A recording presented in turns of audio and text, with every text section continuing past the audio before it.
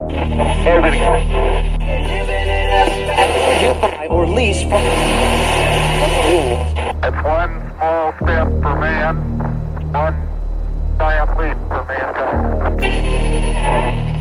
The American dream is dead. We're not just victims in society. We have the power to stand up and fight back. We have the power.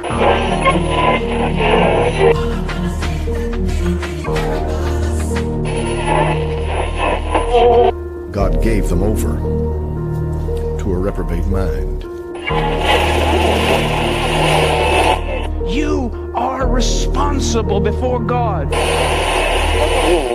They're preparing the masses of the people for the moment when all of a sudden there is this universal consciousness. I think most Americans feel that way, but what is still true is that there's still kind of a reptilian side of our brain, reptilian.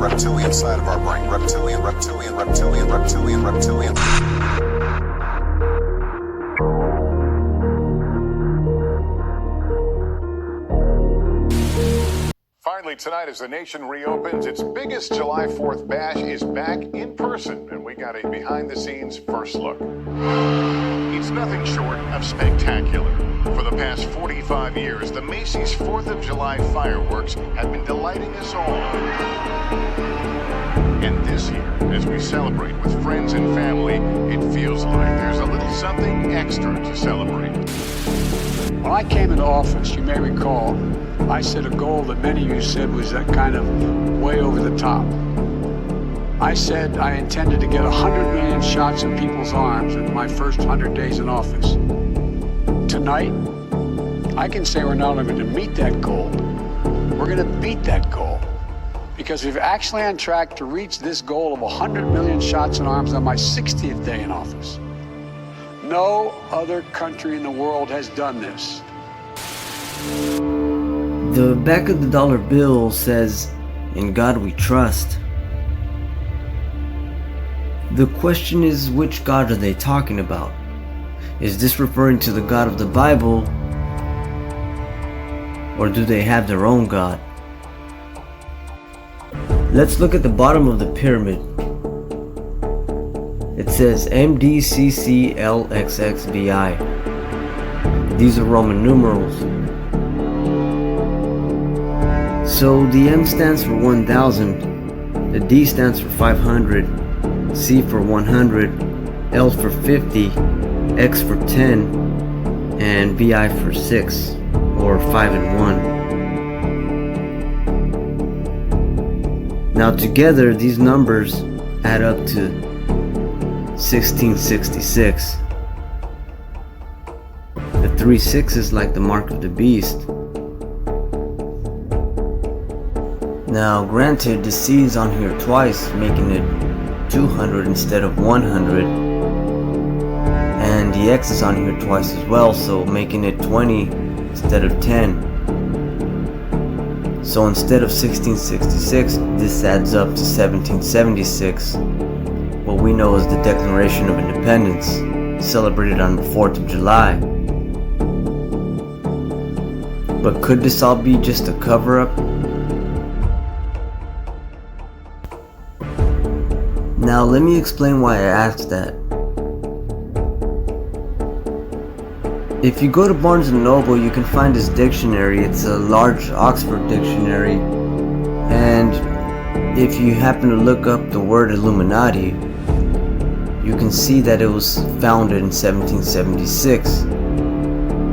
Now this information you probably won't find in a regular sized dictionary, but you see, this is what raises a whole bunch of more questions for me. Is it that the Declaration of Independence was just a cover-up for this information so that we could subconsciously celebrate the founding of the Illuminati by celebrating the 4th of July?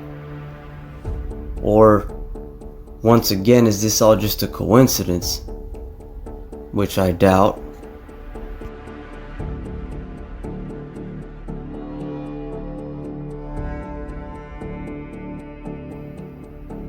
But of course, that's no surprise. We know that George Washington himself was a Freemason. Now I found this information in some encyclopedias.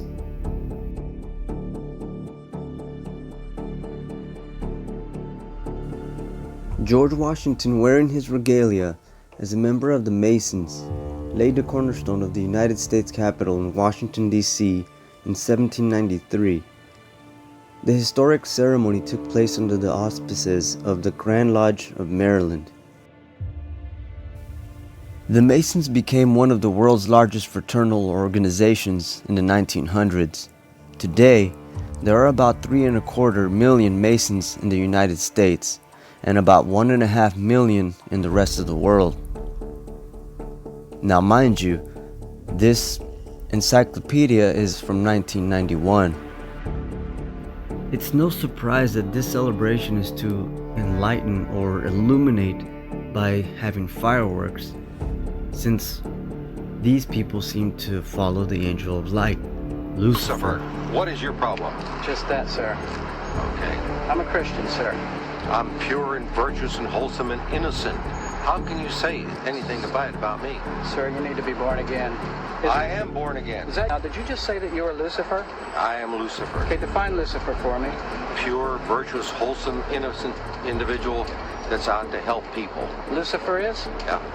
Say that again. Lucifer is a pure, holy, virtuous. Now, is he the Lucifer that God created? That's the same one. Oh, man, this is great. I'm going to put this on the internet. Oh, Amen. God bless you, Amen. brother. Because that's exactly what the Shriners and Masons teach, is that Lucifer is light. No. And you're what about those confirming hospitals? You know what, sir? Jesus said, many will say to me on that day, Lord, Lord, we did not do these good deeds in your name. And you'll say, away from me, you workers of iniquity. I never knew you. Jesus said it? In Matthew chapter 5.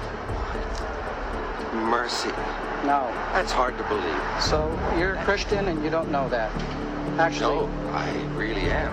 You are. Because I'm pure and virtuous. You're pure and virtuous, okay. Yeah. Mm-hmm. In other words, you're perfect without Jesus, right? No. Okay, tell me about Jesus. Who is Jesus? Well, he's my leader. Is he the Son of God? Yes, he is. Is he the only worshipful master? Yes. Have you ever been called worshipful master? No, because I've just been too busy. I've been working. Been working to help people. What like kind you. of work? Okay. Get out of here. See, this is what a Mason confesses, is that Lucifer is light. You heard it? This is what a Mason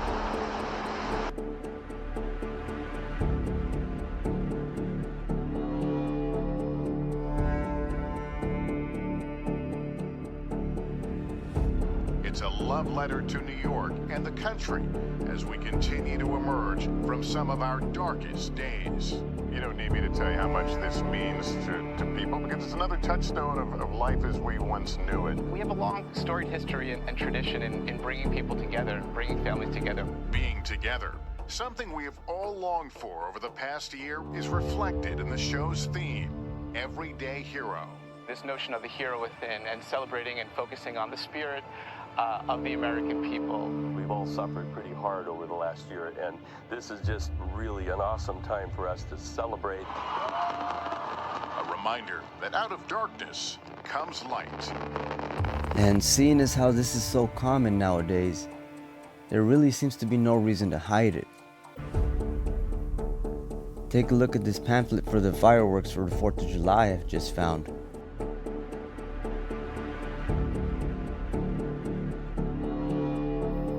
These are the kinds of things that make Psalm 2 make more sense.